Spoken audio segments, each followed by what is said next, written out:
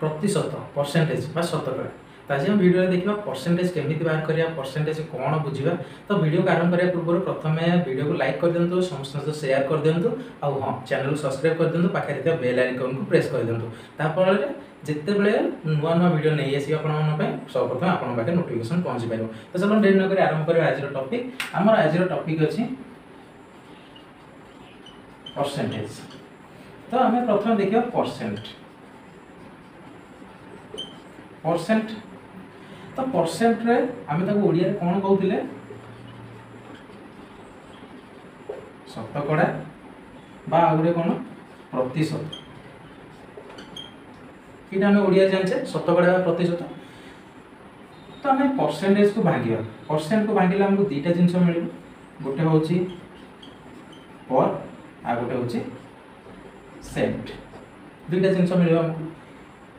तो पर माने कौन आप जानते पर माने प्रति, सेंट माने 100 कहुए 100 को सेंट कहुए सेंट मीनिंग हूँ 100।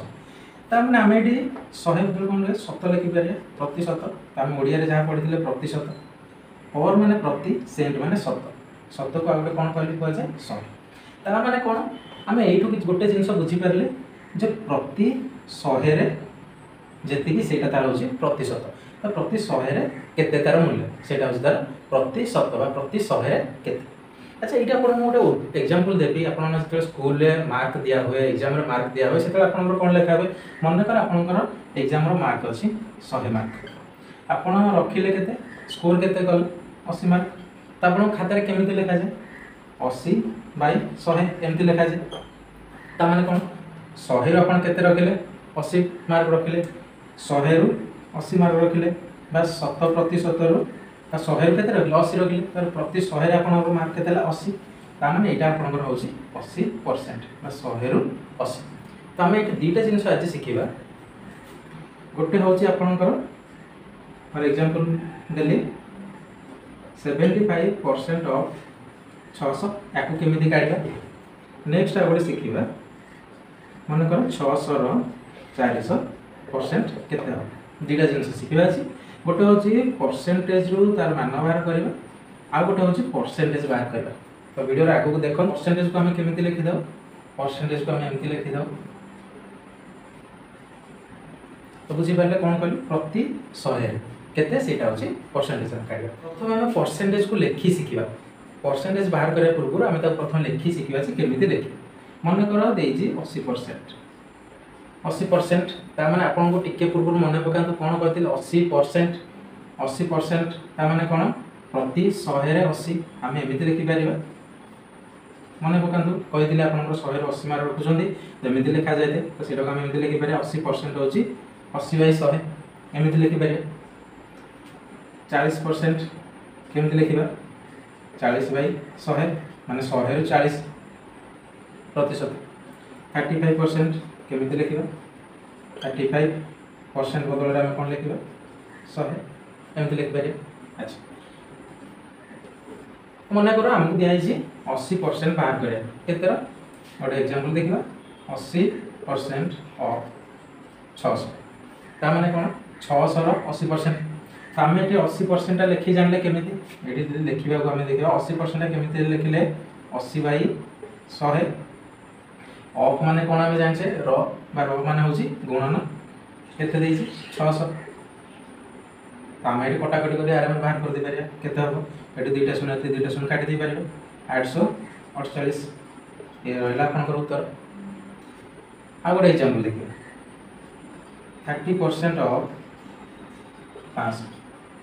तो कौन करिया 30% आपको आम भग्नांश भाग कन्वर्ट करिया 30% केते कही 30/100 ऑफ माने इंटू गुणन केते 500 दुईटा शून्य काटिदेले 5 3 15 150 बुझिपारे। तो केमी आम परसेंट रु जे गोटे संख्यार परसेंटेज तार बाहर 80% ऑफ 600 माने 600 80% केते काढ़ ये बुझिले। आउ दुटा एग्जांपल देखिया 20% ऑफ 300 300 रो 20%। तो आम जमी लेखा शिखी प्रथम सेमती लिखिदे 20% माने कौन 20/100 कहार 300 गुणन 300 केते गला 2 शून्य कटि गला 3 गुणन 6 एटी गोटे 60 हेगला आंसर। मते कमेंट सेक्शन में कहिबे 35% ऑफ 400 तो यार आंसर केते होबा एटा आपण कमेंट सेक्शन में कहि। एटा तो गला हमर गोटे आ गोटे कोन कहिदिली 600 रो 360 केते प्रतिशत हमको पचास 600 रो 360 टा केते प्रतिशत माने 600 रो 360 जोटा रहइबो सेटा आपनकर 600 रो केते प्रतिशत रहइबो ता माने कोन करबा। अच्छा एइटा गोटे जिंस पुनी मने पकांतो आपन कोन कहितली मन कर आपन रखि जंती 360 केते 600 रो एग्जाम आपन रहि 600 मार्क सेतिर आपन रहि 360 एंति लिखा जाय। तो ये मध्ये से हम कोन लिखि परिबा 360 हरण 600 कोन दिया जी प्रतिशत प्रतिशत माने आपन कोन जान 100 तो कोन करिया गुणन 100 कर देले कोन एठी 2 शून्य कटि गला एठी 6 अछि 36 काटले केते 6 तो आपन कर रहला केते 60% बुझि पारे। आ गोटे एग्जांपल नबा 800 रो 400 केते प्रतिशत 50 तो कोन करिया हम से बळी 400 लिखि दबा 400 हरण 800 इनटू परसेंट को 100 कोन करि परिबा ना 2 शून्य काटि दबा 8 को एटे काटले केते हबो 8 5 40 तामने एटा होची 50% हैले। तो आपण मन पय गोटे क्वेश्चन रहला एटा कमेंट सेक्शन में जणेबे 300 रो 200 केते प्रतिशत एटा आपण माने कमेंट सेक्शन में जण।